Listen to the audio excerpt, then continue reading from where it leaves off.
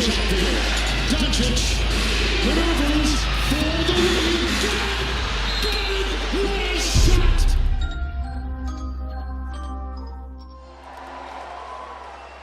Any base it'll do. First pitch. Fly ball, right center field. Series going back. He's at the track. He's at the wall. 40-40. Walk-off grand slam. No way. What a moment. History.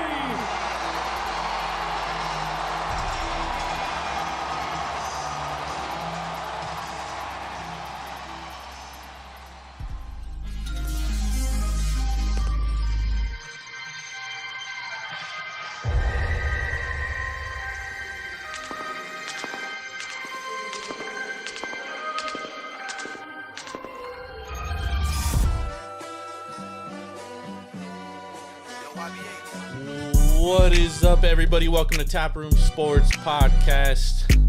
I am your host, Jordan. Stacks on Stacks on Stacks, lads. Joined as always with my guy, Mr. Big Baller Ben. We are live and direct Tuesday night if you're on the West Coast, Wednesday morning if you're on the East Coast. Thank you for joining us. If you're in the chat, say what up. This is our baseball show, so we'll be talking baseball tonight, going over some games for tomorrow. Talking some playoff races, etc., etc. So thank you for hanging out with us. We are being brought to you by the Sharps app, SHARPZ, straight to your mobile device. Use promo code JORD517. It's free to download, free to use. Track your bets. Become a better. Sharps app. So Ben, how we doing tonight? Pretty good, man. One day closer to the weekend. There you go. And a 1-0 record. Oh God, here we go. Here you go. I gotta bring it up. We were against each other on that game, so Yeah, it was a bad bet. yeah. The bad bets happen. I was just looking at our full season baseball bets, and they're gonna be about 50-50. There's gonna be a couple that are really coming down the line here. So yeah. Need a good last couple weeks for a couple of these teams, and and then some clutch moves here. So Yeah, definitely my futures are looking pretty good, only because like I have my biggest futures bet is Phillies to win the division. Yeah. So that one's gonna cover a lot of my losses, like the Giants loss and the Tigers to win the division, which I didn't put like a ton on. And then I also have Austin Wells plus 2,500 to win AL Rookie of the Year. And obviously the betting markets don't really dictate those kind of awards. However, it is nice to see that he's now the betting favorite in the AL to win that award. So it makes, my 2,500 plus 2,500 look really fucking good. And I also have Jackson Merrill plus 1,000 to win the NL Rookie of the Year, which, I know the betting market is saying that he's the favorite, but I still think because Paul Skeens is such a media darling, I don't know, even though I think Jackson Merrill absolutely should win the NL Rookie of the Year, and that has nothing to do with my bet. It's just the fact that he plays every day. He plays center field. He's been a huge reason why the Padres have been good. He has the most walk-off wins in the National League, not just for rookies, but for everybody. So I do think he is rightfully the NL Rookie of the Year right now, but I honestly don't think he's going to win. So it's kind of unfortunate because Skeens just did get that strikeout record, and Skeens hasn't been restricted on his innings. I think that plays a huge part into the way that the media will place their bets for Rookie of the Year. Yep. So it's the same. If he was restricted like Crochet, I think that might have changed things. It's the same thing. I agree, and part of the reason why I was like, and why Jackson Merrill he became like minus 800 favorite at one point last month, and that was because there was rumors that the Pirates were going to shut Paul Skeens down, and they haven't done that. But it's the same thing with, I don't have a bet on this, but the NL MVP, it's like 50-50 right now. It's a huge debate because Francisco Lindor leads the National League in WAR. He's fifth amongst all defensive players in outs above average. He's one of the best defensive shortstops in all of baseball. And so the conversation is, should a DH win MVP when he's only on one side of the ball? And then obviously the argument for Shohei is arbitrary stats, such as, the first guy to become the 50-50 player, right? But that's really the only argument for him. Like Francisco Lindor plays both sides of the ball, or I shouldn't say both sides of the ball, but he plays, on the field, and he plays, and he's been great at the plate. So the argument for him is obviously like, he's out there really contributing to his team. So with all that being said, like, there's a lot of these arguments, and I do think like if Shohei was pitching, Ben, and he was like even an average pitcher, like 4 ERA, I think it's easily his award to lose because he's hit 50-50, one of the best hitters in baseball, and then on top of that, he's pitching. You know what I mean? But he's not pitching. Yeah. And I would say this about any DH, Ben. Like, I don't think a DH should ever win most valuable player. Because there was an argument for Ozuna at one point. Yeah. I mean, you could even still make an argument for Ozuna. He's been the only consistent bat in that Braves lineup all fucking year. Yeah. And the only person I think you could put at that in that argument would, and of course this is completely different because there wasn't the universal DH, but probably could have put Bonds in that category. But Bonds played left field though. What's that? Bonds played left field. Oh no, but I'm saying like if there was a universal DH position at that time in his later years, he probably would not be playing left field. Yeah, but I mean, and hitting 72 home runs. I mean, he still was like a good center, or he was still a good left fielder, and when he hit 72 home runs in 2002. Good as a stretch. Nah, he was an above average. He's slow as fuck at that point. He was slower, but I mean, he wasn't like fucking molasses or anything. He was pretty damn slow. I mean, when you consider how he was in the beginning of his career when he was stealing fucking 30-plus bases a year. Yeah.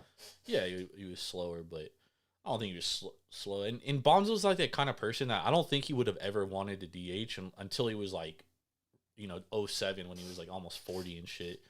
Because he's one of those guys that likes the routine of like being in the field and shit.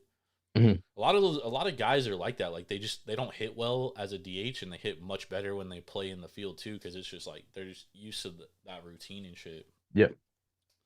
So it's kind of crazy. Even when they become shit fucking outfield or shit fielders and shit, they're like they still want to fucking play in the field. It's like be out there, yeah.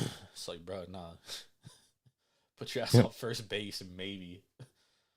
But even now, dude, you can't be like before you could be like below average defensive first baseman. Nowadays, dude, like can't even like it honestly hurts if you have a below average defensive first baseman because they can save hella runs, if they're rangy, like Matt Olson, for example, like dude's a hell of a fucking defensive first baseman, dude, like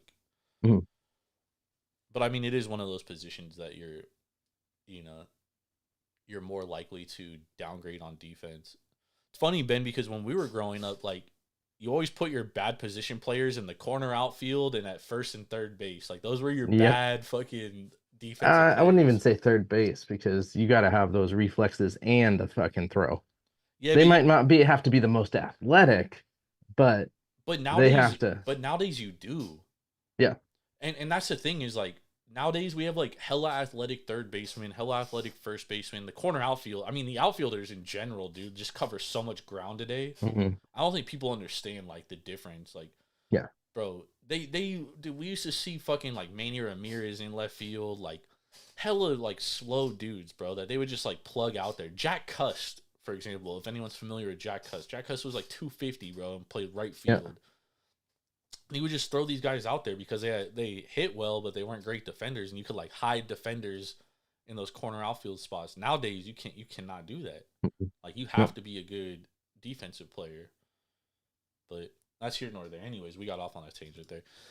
Before we like hop into these games, though, I do want to talk about the updated playoff races because we do have, we kind of talked about it a little bit on Sunday, but the Detroit Tigers, Ben, are quietly making a move for a push for the playoffs, dude. Yeah, that was something that I was looking at ours. I have Detroit over 80.5 for the for their win total, and It's like even 2 weeks ago, I would say that number was not possible. Yeah. But I mean, look at them now, 74 and 71, 6-4 in their last 10. They've won 3-game winning streak.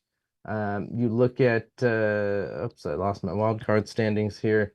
They're what, 2.5 games back? 2.5 back now, and they are right behind the Twins, Ben, and they Yep. are ahead of the Mariners, ahead of the Red Sox, who both well, the Mariners haven't officially lost yet, but they're gonna lose this game. Yep. And So they're 3 games back right now of the Twins. yeah, But they have a 3-game set against the Twins coming up. Let's see, what's their schedule like? we talked about They've it on got Sunday. Oh no, they don't. They have Colorado, 2 more against Colorado. They have 6 against Baltimore, 3 against Kansas City. That's who it was. 3 against Tampa Bay, and then 3 against the Chicago White Sox. Yep. They can easily take these next 2 Colorado games. They've already put up 20. Oh no, that was the Oakland. 20 runs, 20 versus 1 run in their last 2 games. So they got 2 against Colorado they can easily take. I'm gonna say they're gonna split or maybe even go 4-2 against Baltimore, even though I need Baltimore to win. Well, it's crazy, Ben, because it's like I was telling AK earlier today when I was like, "Yo, this team can legitimately make the playoffs and make a World Series run," and he's like, "That's a little crazy," and I was like, "Not really." Like, bro, they have the best record in the American League since the All-Star break. Ben, they're the best bullpen in all of baseball since the All-Star break. 1.92 ERA, dude. Mhm. And they go like 6-7 deep in their bullpen now. Because like they're throwing bullpen games like every other fucking day, dude. Basically when Yeah. Scooball's not on the mound, they have a fucking bullpen game. Yeah. And it's like these dudes are just shoving. And then their offense, like they just get timely hits, dude, all the fucking time, bro. Like they are like one of the best teams in one-run games. Like I would not want to be in a one-run game with the fucking Detroit Tigers. Yeah. But Well, then Ben, you've got so let's look at Minnesota. Minnesota has 1 more against the Angels. and They've Minnesota's got been 3. struggling, Ben. Yeah. They've got 3. I mean, they just got swept by Kansas City. Yeah. They got 3 against Cincinnati, 4 against Cleveland, 3 against Boston, 3 versus Miami, and 3 versus Baltimore. Like Detroit has a much better schedule moving forward. Yeah. Yeah. Dude, and it sucks, Ben, because this is exactly what I expected of this Detroit Tigers team to begin the year. Mm. Albeit, a big part of my handicap on them to win the division was like having Matt Manning and Reese Olson and all those guys healthy in their fucking rotation. But also, I knew they were going to have a good bullpen. And AJ Hinch is one of the best managers in all of baseball, no matter what anybody says about him. He's by far one of the best managers. And you could tell by what he's done with this club in the second half of this year. Mhm. But I also expected them to bring up young guys like Jace Young, Colt Keith, Parker Meadows. Like I thought these guys were going to be contributors all year. And obviously I thought Torkelson was going to take a step up. Yep. But Ben, since they sent him down and brought him back up, he's been a lot better. He's definitely improved. And then now you got the young guys up. Jace Young, Colt Keith is playing really well. Parker Meadows came up, and like these and Riley Green, he made the All-Star team this year. And now we're seeing like what this team, what people like you and I kind of like predicted this team to be. It just took, half the year, and now they're playing really well. Yep. Which I also think kind of bodes well going into next year. Like if they don't make the playoffs, I think this gives them a huge momentum going into next season, Ben, because they've definitely been the best team in that division since the All-Star break. And if they get, some pitching help in more of they the just need to sense get instead healthy, of Ben. They just need to get exactly healthy. That's exactly what I was going to say. Is this the pitching help is going to come by health, and they have the young bats. They probably can add a veteran or 2. Yes, And agreed. veterans will want to come to Detroit because they have And the Detroit pitching pays, staff dude. and the young kids. Detroit Something is that they haven't had. and So, they're willing to pay, dude. Like they paid Javi Baez a fucking grip of money to suck dick, dude. yeah, Like they're willing to spend money. Yeah. And I think their ownership will, and I kept telling people I talked about this with you as well on the show before.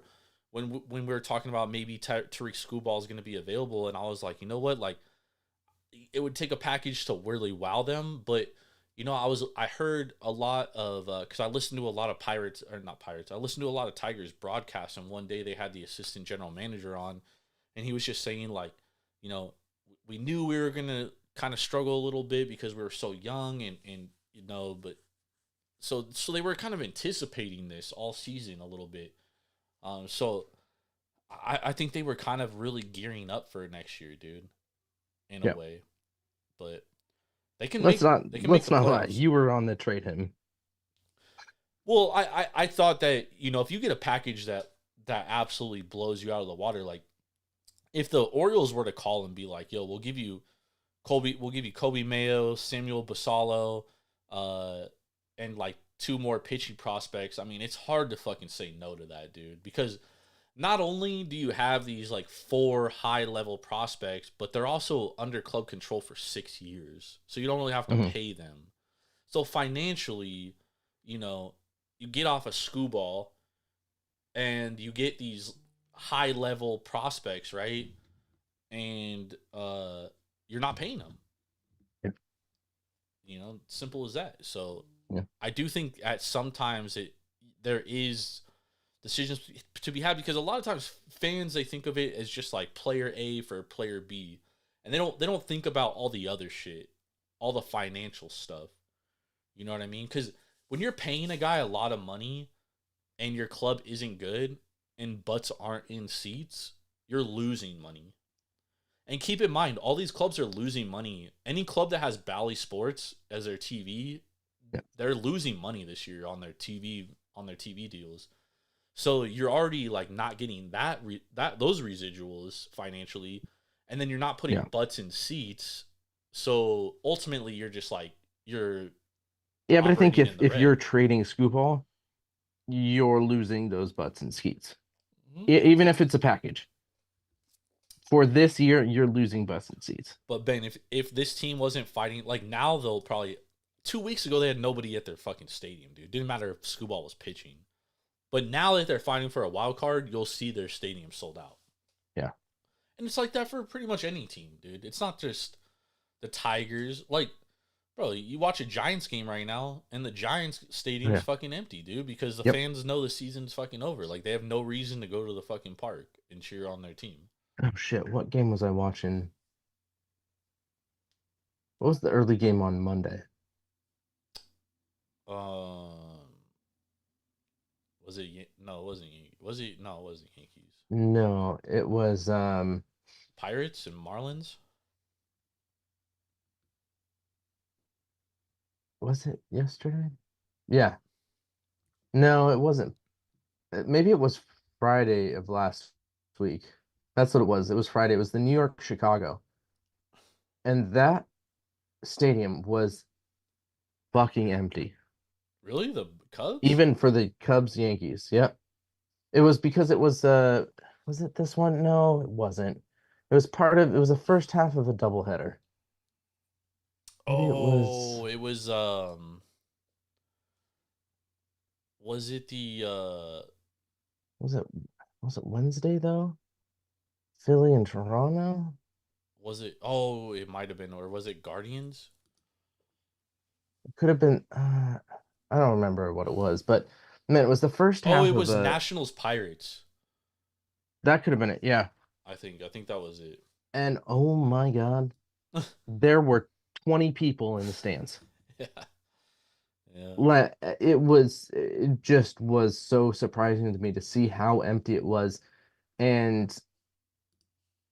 Well, now you see less day games, even on Wednesdays and stuff, because kids are back in school, so it's less likely to harder to fill seats. Yeah, you just don't see as many day games right now. Yeah, it was the first half of a doubleheader, and I was just shocked. Yeah, and literally maybe 100 people total in the stands. Yeah, it's brutal, man. Some of the games I like, if you watching on, it'll be like 6 o'clock Eastern, 6:30 Eastern, and fucking nobody in the stands, dude. I'm just like, what the fuck? But it'll be a fucking team like the Marlins or the fucking Nationals that are just completely out of it, so no one's really fucking interested. Nobody in cares going. either. Yeah. All right, well, let's talk. Or the White Sox, dude. Holy shit! Talk about a Yeah. fucking Nobody's going to those games.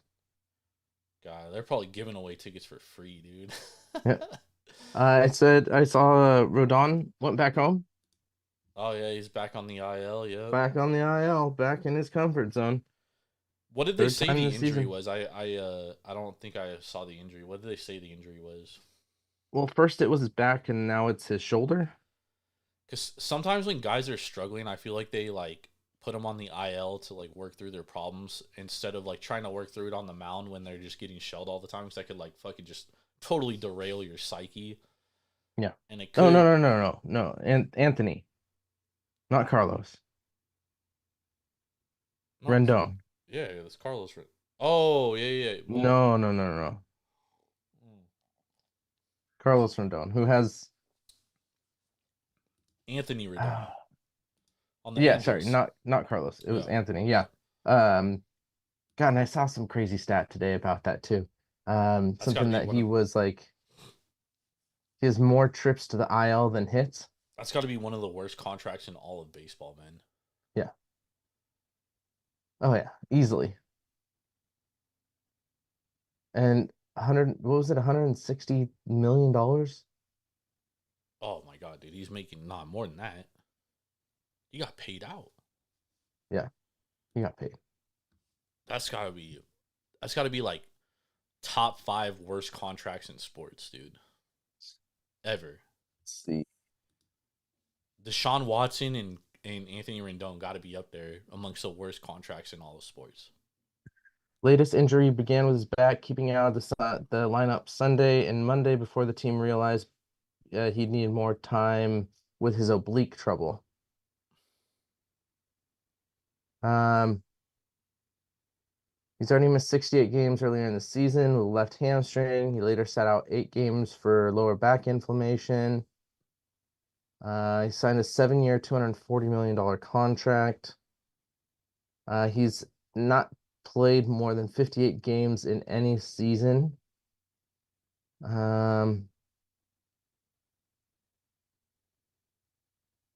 There's another funny stat in here. God damn, Ben, you should have just seen this catch by Pete Crow Armstrong. Kid's a stud. Yeah, he's fucking good, dude. Kind of seems like a prick, but he's a stud.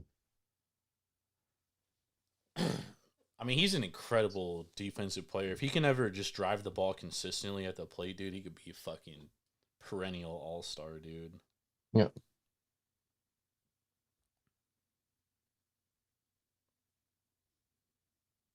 Fucking crazy.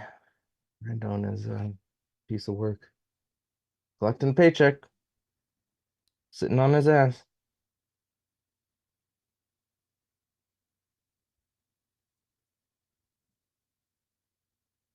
Yeah. All right. So what games are we doing tomorrow? All right, we got the first game we're doing is the Atlanta Braves against the Washington Nationals. Ben, Yeah, it definitely has playoff implications here because of the Mets and Braves being tied for that last yep, wildcard spot. they Who are. thought that the Braves could be at, well, we did. But at the beginning of the season, who thought the Braves would not be Compl- essentially not in the playoffs? well, if you told me all their injuries, I'd be like, damn, how the fuck are they even in the You're fighting for the close, yeah. playoffs? Their pitching's been outstanding. Mm-hmm. Tomorrow we have Max Fried against Jake Irvin. Max Fried the Braves currently minus $1.75. This is at BetMGM right now that I'm looking at, and the total is 75. Washington on the other side plus $1.45, and again the total is at 7.5 juice to the the total is at 7.5 juice to the over minus $1.20. This is at BetMGM, but again it's basically at least the total is pretty much the same everywhere. Sorry, Um, did before we get into this, sorry, you just saying Bet MGM made me think of it. Did you hear what Bet 365 just did yesterday with the Niners game? yeah, with Jordan Mason, how right when CMC got announced out, everyone started betting Jordan Mason over rushing yards, and Bet 365 didn't adjust quick enough, and then they started telling people at the end of the game that they were going to pay it out at minus 5,000 odds, which is against the law. So they actually had to change it. So they settled that because they would have gotten sued, and the gaming commission. Cause I think this was in New Jersey where this happened. The Jersey Gaming Commission would have come down on them because that's totally fucking illegal. Yeah. But again, that's how books kind of they try to get you and try to fuck you. And what'd they settle at? Paying out the normal? Yeah, it was like payout? plus $1.13. Yeah. Okay, good. As it should be. Yeah, minus 5,000. Get the fuck out of here. Yeah, I mean that's on your trading team, bro. They should have been up to date on the news and switch out. And it happened. A similar thing happened with DK and FanDuel earlier, with the Pebble Beach Pro-Am. Remember when everybody just started slamming Wyndham Clark because the weather report came out and they basically said that they were probably gonna not play on the Sunday. So everyone, Wyndham Clark was the leader, so everyone just kept slamming Wyndham Clark, and then after the fact, DK was like, "Oh, we're not going to pay out on it," but ended up actually paying out because they had to. But again, you got to take those markets down. If their traders have to be on top of this shit, take the market down, dude. You got to be on top of it, man. So fuck them. Sorry, random. Nah, but it's good information, dude. It's good information for everybody. So anyways, back to this game. Atlanta at Washington. Atlanta minus $1.75. Washington coming back the other way plus $1.45. Jake Irvin on the mound for Washington. Max Fried on the mound for the Atlanta Braves. What do you think about this game, Ben? Yeah, I mean, the only hope that I have here for Washington is that they do hit lefties better than they are hitting righties. I want to look at the expected ERA for Max Fried is expected to go up a little bit. So it does that with only, probably 2 starts left for each pitcher. It does make me think that there is going to be some regression. He has been pitching out of his mind, over this whole year.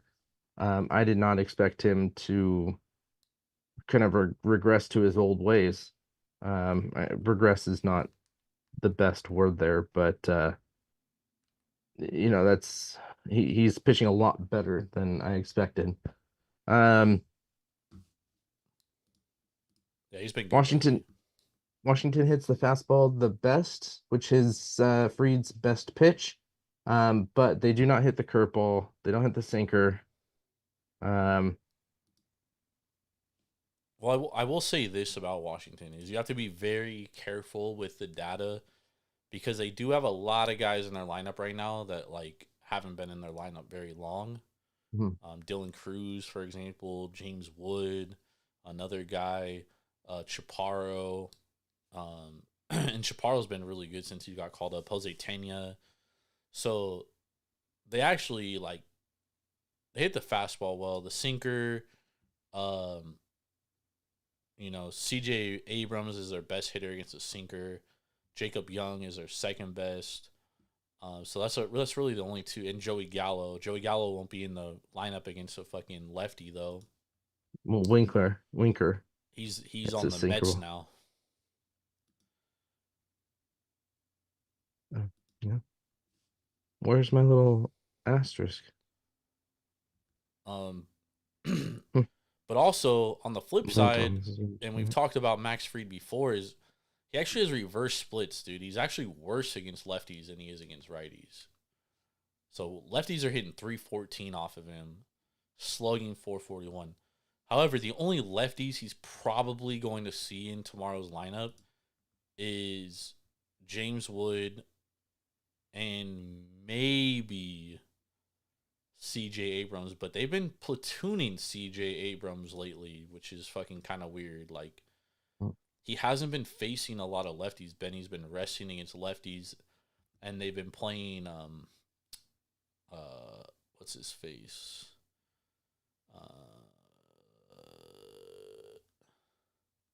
Who's the fucking guy that's been Nunez, Nasim Nunez has been taking Okay. his place, who actually does hit sinkers pretty well.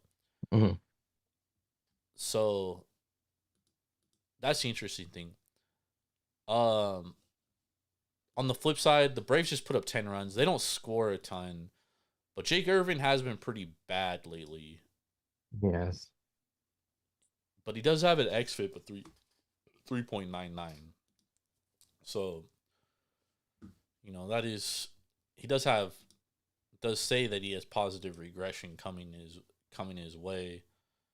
He was terrible against Pittsburgh, terrible against the Cubs, but the Cubs, he got the Cubs when they started getting really fucking hot. Mhm. Last time he faced the Braves, he was really good in Atlanta. Or it wasn't really good, but he was decent. 5 1/3 innings, only 5 hits, 2 earned, 3 Ks. He just hasn't been missing a ton of bats lately, which is the big concern. His best pitch too is the pitch he throws the most is a 4-seamer and then a curveball. Let's see something here.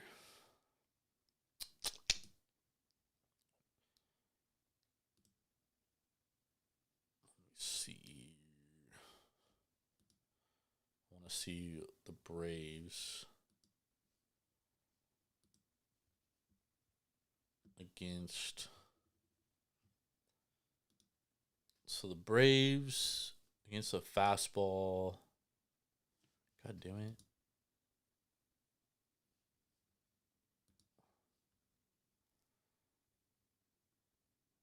Braves, Atlanta, where are you? Bad against a fastball. Bad team against fastball. Very bad team.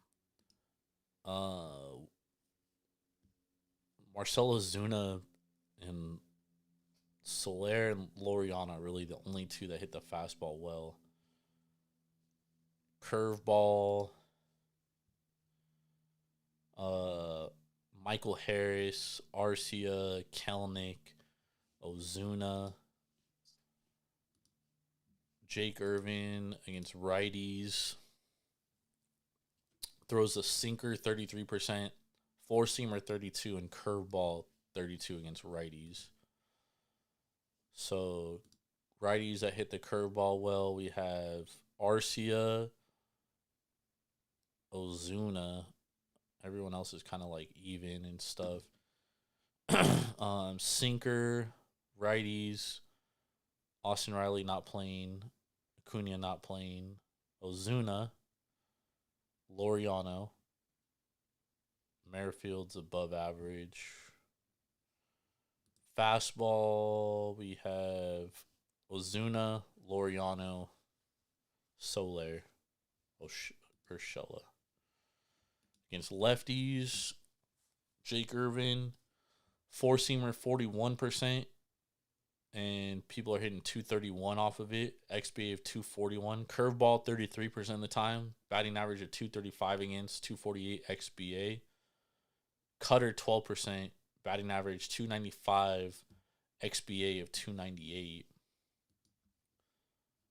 So we got 4-seamer against lefties. We have Matt Olson, barely above average. And Kelnick's negative. So no one's really good at hitting fastballs on him, lefties-wise.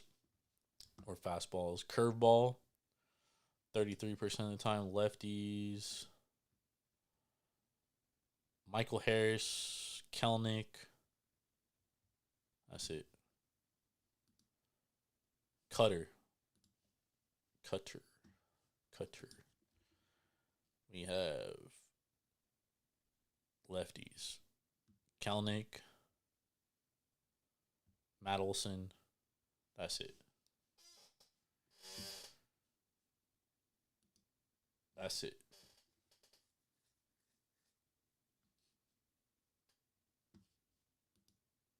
I'm kind of looking at this over under at 7.5.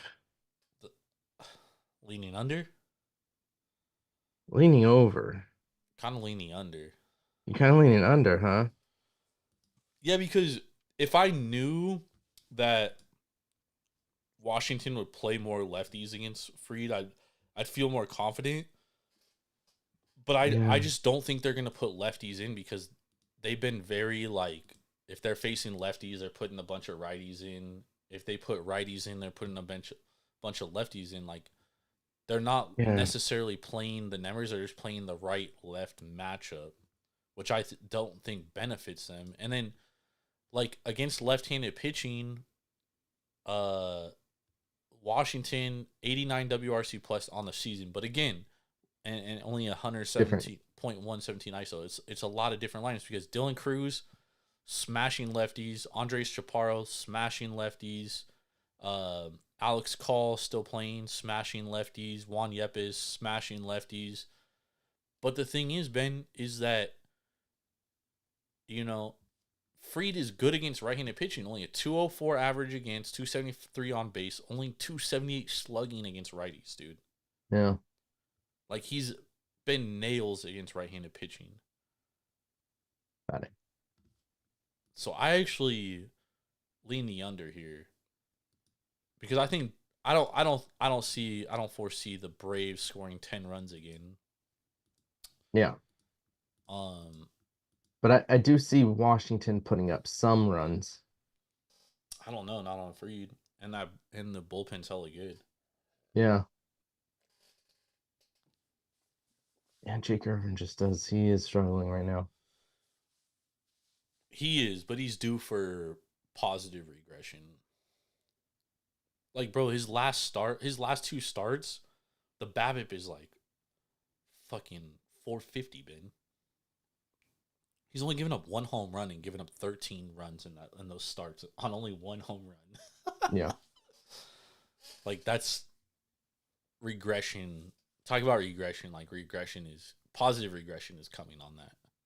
He doesn't walk a ton of guys. You know, he was just getting hit.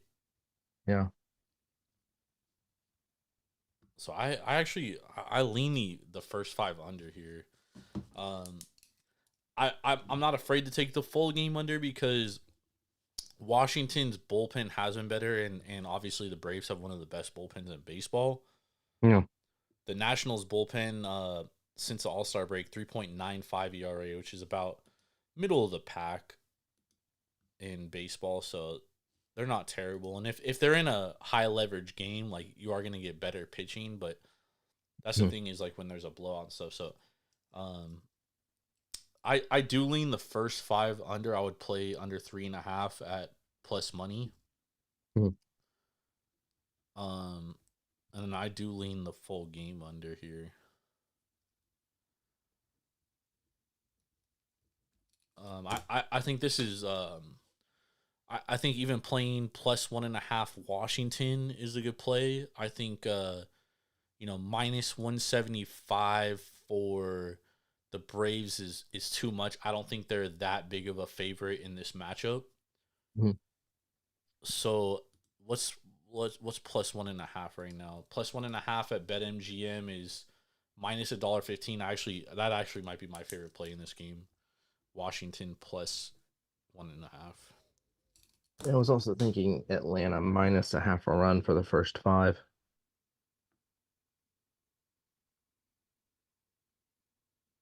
Yeah. I would stay away from that one. In my opinion, I would stay away there. Mm-hmm. I'm actually it's not a my favorite play Sorry. here is probably either first 5 under or Washington plus 1.5. I'm actually gonna play the plus 1.5. I actually really like that. The more I think about it and look at it.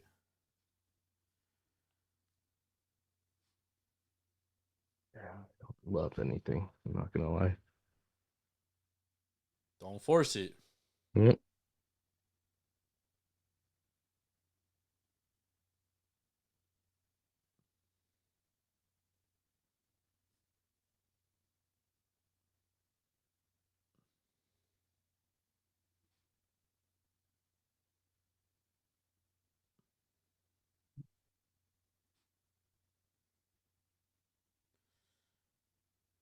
But I'm gonna play plus 1.5. That's gonna be my play here. I like that play. I don't hate it. I just don't love it. And for a +1.5 to be at, I see -120. Um, Not bad at all. Yeah, I think Jake Irvin's due for some positive regression, and I know the Braves put up runs today, but it's just not a good offense, dude. Hmm. It really is not. Um, so yeah, I'm gonna play +1.5. I like that. All right, let's move on to our next game. Um, Another tough one to handicap. we have the New York Yankees against the Kansas City Royals. We got Luis Heel on the mound against Cole Raggins. Currently, the Yankees took the first game, Royals took the second game of the series. Currently, the Yankees are -$1.45 favorites. This is also at BetMGM. Kansas City Royals plus $1.20. The total's at 8, juice to the over, -$1.15. What's your thoughts here, Ben? Yeah, you got two good pitchers. My question is, are we going to see a pitching restriction on Heel? Um, this is an important game for them. I mean, they're only a half game up in the division right now, so I'm guessing that we don't. Um, his previous starts have, I mean, his last start against Chicago, he went 6. Previous was 3, 4, and 5. But he kind of got lit up in the 3 and 4. Um, Surprisingly lit up against Chicago. And I wonder if that he was taken out of these games, even though they were only 3 and 4 runs, um, because they didn't want his mental. I just don't think they want him to stress his arm. In that Chicago start. How many pitches did he have? I mean, he's like Chicago, Ben. You he got to only remember that 98 pitches, you 4 innings. you got to remember Luis Heel didn't throw a single pitch last year. In 2022, he only threw 4 innings.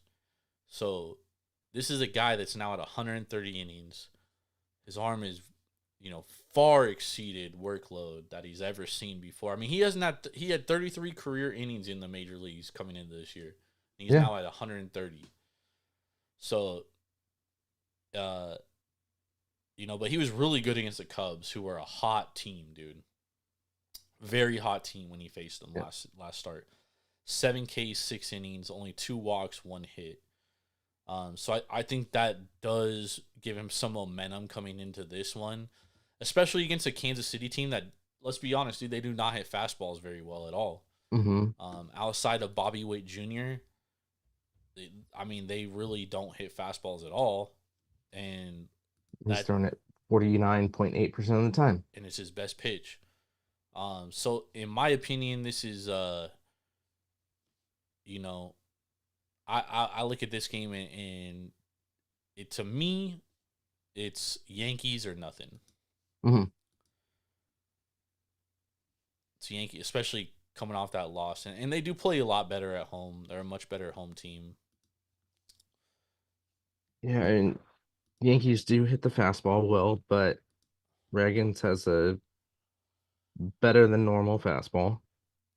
Reagan's has a good changeup, He has a good changeup as and well. they don't hit changeups well. His slider and cutter, not so great. Let's see. How did Yankees What's the line set right up? now? But Minus $1.45. I'm Minus. seeing -138. I'm playing Yankees. I'm Yeah, playing. I'm even looking at the first 5 minus half a run. Slider they hit well. And what was this other one? The cutter. They hit well. I'm playing. So I'm I smashing definitely Yankees. think this is a place where you can take. Oh, the changeup they actually don't hit that great.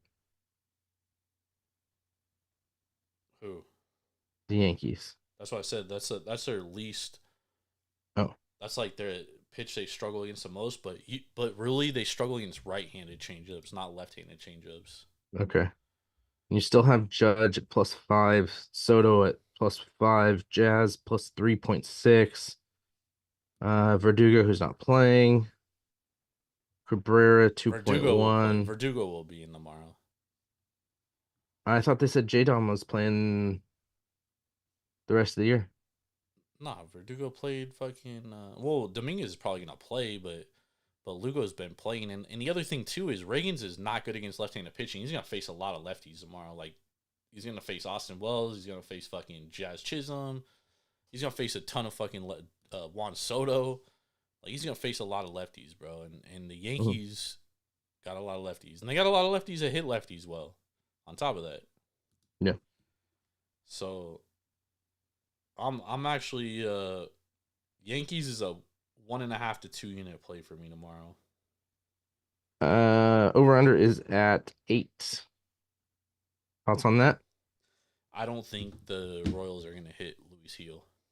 Okay. I think maybe Bobby Witt does. So look at Bobby Witt props, but the thing is with Bobby Witt is like you're always paying. You're paying a tax. Yeah, you're he's like minus $1.25 every day over 1.5 bases. Like it doesn't even matter who's pitching. Sometimes he's minus 150 and stuff. So, for me that's a stay away. But again, Jazz Chisholm against lefties. He's a lefty, 142 WRC plus man. So I mean like, and he's gonna see a lot of lefties, bro. Yeah, he's gonna see a lot of them. They're gonna put him in there And also on top of that, Kansas City's bullpen is fucking atrocious, dude. Like their bullpen sucks. Yeah. Kansas City since the All-Star break, man. Or I'm sorry, let me see what this is. Kansas City 29th in bullpen ERA. The only team worse than them, Boston, since the All-Star break. Yikes. Of course, Boston. So give me the Yankees here. I like the Yankees to win this game. This is my best bet of the day. Yankees minus $1.38. I also like this next game that we're going to talk about too, which is San Diego Padres at home or on the road facing the Seattle Mariners. And Ben, this was a fascinating matchup to me because before tonight, the Mariners came in as the hottest offense in all of baseball. Last 14 days, 126 WRC plus, 174 ISO, slugging 428. I mean, their offense just seemed to be clicking on all cylinders. And then they're facing, a guy, Yu Darvish, only making his second start since coming back from 3 months off. And they just they could not get anything together today at all. And then now tomorrow, they have to face fucking Michael King. And currently, this is basically a pick 'em everywhere. The total's at 7, juice to the under, minus $1.20. You got Brian Wool on the mound for Seattle, and you have Michael King on the mound for San Diego. What's your thoughts on this one? Yeah, and looking at this too, like this is gonna be a back to earth kind of position for Brian Wu because his last 3 starts, he's played Oakland, the Angels, and San Francisco. And he wasn't good against the Angels. He wasn't good against the Angels. He was okay against Oakland. 5 innings, 8 hits, 2 runs. He was better against San Francisco, 7 innings, 4 hits, 2 runs. But these are not explosive offenses like the Padres. Oakland had been playing well. They still put up 4 runs total in that game, but I still put San Diego's offense as more explosive than what Oakland's is right now. Yeah. So, I think this could be one of those where he's in a high place coming off those 3 starts and then just gets brought back down to earth. I think the other thing too, Ben, is that he's not good against lefties. Lefties are slugging 342. He has a 4.17 xFIP against lefties. Just not is dangerous against lefties. He's much better against righties, and he's gonna face a lineup. He's gonna see a lot of lefties tomorrow, man. He's gonna see Jackson Merrill. He's gonna see the Crone Zone. He's gonna see Jerickson Profar. He's gonna see Luis Ariz. He's going to see David Peralta. Like, he's going to be facing a lineup with much more left-handed hitters, and not to and on top of that, the right-handed hitters they have are fucking hella good. And Fernando Tatis and Manny Machado, and both Fernando Tatis and Manny Machado are both, getting hot right now, which I think is dangerous. And those are two elite hitters, dude. Like, it doesn't matter who's pitching against them. Like, they're going to fucking hit. So I think that kind of bodes negatively for the Mariners. And on top of that, like, I just think the Padres are a much better team, bro. Like, have a better lineup. They have a better bullpen. And Michael King is a much better starter. The Seattle Mariners against right-handed pitching, I know they lead the league in K percentage against righties. They're 14th, 102 WRC plus, but they are striking out 27% of the time. And Michael King is a very high strikeout pitcher. Michael King's also been better on the road, 2.86 ERA on the road compared to 3.39 at home. Yeah, he's fucking Kane, almost 11 per 9, which is way above league average. I mean, dude, you can get the Padres minus $1.03 right now, and I think that is tremendous value. Yeah, because I think that the Padres should be favored here, especially after tonight. Because I mean, dude, the Padres had a way better pitching matchup advantage tonight. They had Kirby on the mound against fucking Yu Darvish, coming off only making his second start since the IL, since being out forever. And they couldn't hit fucking Yu Darvish. So you're gonna hit a better pitcher? Fuck no. Yeah. Fuck no, dude. No fucking chance, dude. I'd even look at fucking Michael King K props, dude. It's probably gonna be at like 7.5, which I think is a little fucking high. But if you get it at 7.5, like plus 100, I think it's very well worth a look. Because Michael King's done it. I mean, he did it last game. He had 8 strikeouts against the Giants, who are a very similar hitting team to the Padres. They both strike out a lot. Yeah. They're both all or nothing. Michael King, he's a sinker baller, changeup, sweeper. He has one of the best changeups in all of baseball, though. And against sinker ballers, Seattle, trash. Against changeups, trash. Against sweepers, trash. I mean, they're just a bad fucking ball club. They're not good at There's a bad offensively. Yeah. They're a bad club. And I think with the Astros losing today and then they lose, I just think it's like, I think their playoff chances are a little, like, they've now fallen behind the Tigers. So, I mean, like, their playoff chances are really slim to none. So I just... They're game behind the Tigers now too, right? Yeah. Yeah. So I don't... And the Tigers on the tiebreaker because they have the better record against them. So I don't know what the mental is going to be like. Mm-hmm. He against lefties, Michael King, changeup, four seam, sinker. Cal Raleigh does hit the sinker really well, but he's also very trash against the changeup. So I don't know. And Michael King throws a good fucking sinker. Like, he doesn't throw a fucking bad sinker, and he throws one of the best changeups in all of baseball, like I said. So yeah, I don't think this is a good matchup, bro. I don't. Like, nobody on the Mariners really hits a changeup well, Ben. Mm-hmm. Nobody. I think, honestly, Michael King I would play Michael King over 7.5 strikeouts. I'm going to put that down. Over 7.5 Ks. And I already played Padres minus $1.03. I got him at minus 105, bastard. They moved already. I want that 2 cents. They moved already?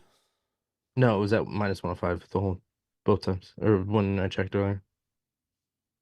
Both are -105. Yeah, earlier the Mariners are -$1.06 and the Padres are -$1.03. Okay, I have them both at -105 right now. I would also look at Jackson Merrill props. I would look at let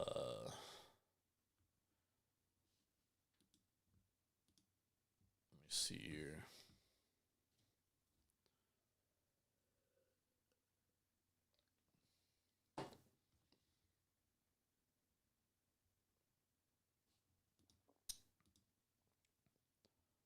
Why is this taking fucking forever to load?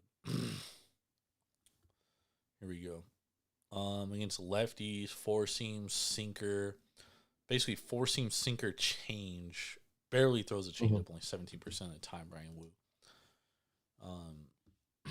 San Diego, not a great sinker ball hitting team, but they have been improving,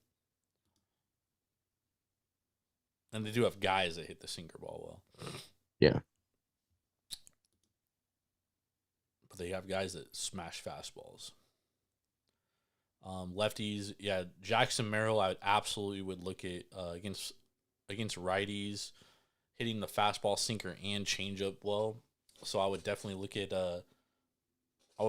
Jerickson Profar and Jackson Merrill total bases over. Like you're probably gonna get both of them at like plus $1.10 or better. I think both are fucking phenomenal value there. So I would look at Jerickson and Jackson props.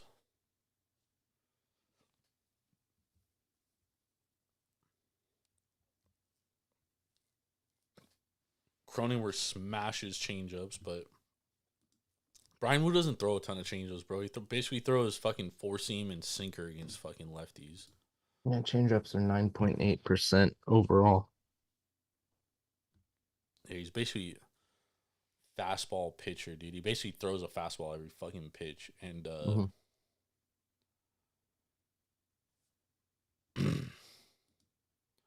yeah, I also think Brian Wu's due for some fucking regression. Like, yep. Against righties, he throws four seam, sinker, sweeper. Like I said, he's much better against right-handed hitters, but they got a lot of righties that hit fastballs well too. Yeah. So yeah, I Padres best bet for me -$1.03. I'd play to -$1.15 to be honest. Yeah. Get it in now though. Yeah. All right. We got some best bets, man. Here we go. Yep. All right, I'm gonna walk away from this Braves and Nats game. I don't love anything in it. There are a few that I lean, but I don't love anything there. So we'll move over to the Royals and Yankees. I'm gonna go Yankees first 5 -0.5 a run. We were talking about the way that Cole Ragans has been pitching, and it's a strong correlation with his pitches and at bats. And then I will go Padres also first 5 -0.5 a run. I'm with you. I think Woods come back down to earth game here. All right. You got San Diego first 5 -0.5. Yep. All right. So I like I like a lot this day, which is either gonna be really fucking good or really bad. I like my favorite bet of the day is we had our really bad week last week, so it's gonna be a good week. We're due. My favorite bet of the week for tomorrow's slate is the Yankees -$1.38. I like the Padres -$1.03. I like Michael King over 7.5 Ks. That's like the top I would go, and it has to be like plus 100 -$1.05 there. And then I like Washington plus 1.5. Those are my 4 favorite bets from today's slate. Washington plus 0.5, Michael King over 7.5 Ks, San Diego -$1.03, and New York Yankees -138. A lot of Ks. He can get it. That's a lot of Ks. Bro, they're Kane like 28% of the time. That's true. But it is a lot of Ks, yes. That's a lot of Ks. But he's done it. I mean, he's done it. Let's see. He's done it 1, 2, 3, 4, 5, 6, 7, 8 times out of 27 starts. Last time he faced the Mariners on July 10th in San Diego, he had 9 strikeouts. Yep. 6 innings. Yeah. I like it. All right. Thank you once again, everybody, for hanging out with us. Make sure to download the Sharps app, SHARPZ, straight to your mobile device. Use promo code JORD517. It's free to download, free to use. Track your bets. Become a better Sharps app. Make sure to follow us on Instagram at Taproom Sports Podcast. Follow us on Twitter at Taproom_sports. Follow myself at Jordan Rules TSP. May have to delay tomorrow's college football show. Don't know yet, but tentatively we will be on tomorrow. So be on the lookout for that. If not, we will tweet it out. We'll put it on the socials, so make sure to be following us. If you missed any of tonight's show, make sure you can go get it directly after the show, about an hour after. Apple Podcasts, Google, Amazon, wherever you get your podcast fix, just search Tap Room Sports Podcast. It'll be right there. We got a lot of good stuff in the works, man, so be on the lookout. We love y'all. Thank you for hanging out with us. We'll catch y'all later. Have a blessed Wednesday. Let's get this money, Ben. Peace. Big UFC on Saturday, too. Yeah, at the Sphere. Yeah. Should be interesting. All right, y'all. Peace.